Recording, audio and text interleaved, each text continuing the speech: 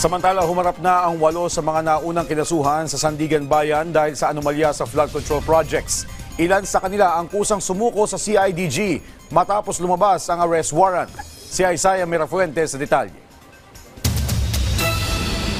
Nakasuot ng sombrero at balot ng berdeng jacket nang dumating sa Sandigan Bayan si Engineer Dennis Abagon.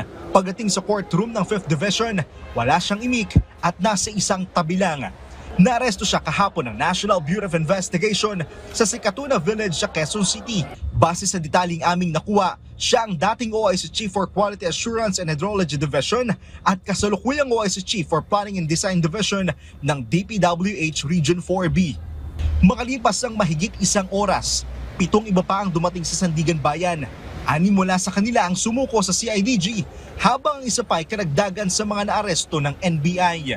Base sa nakalap naming impormasyon, ang mga sumuko ay sina Gerald Pacanan, Jean Ryan Althea, Ruben Santos Jr., Dominic Gregorio Cirano, Felizardo Casuno at Juliet Cabungan Calvo.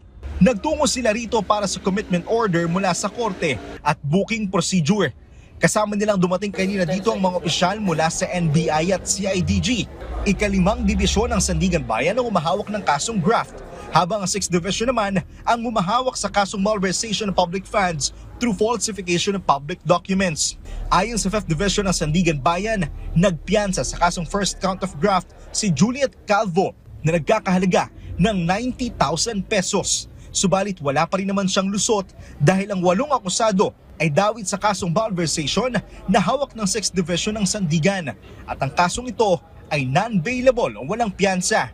Dinala na sa New Quezon City Jail sa Payatas ang 6 sa mga akusado o sila yung mga kalalakihan, habang ang 2 babae naman ay dinala sa Camp Karingala. Isaiah Mirafuentes para sa Pambansang TV sa Bagong Pilipinas.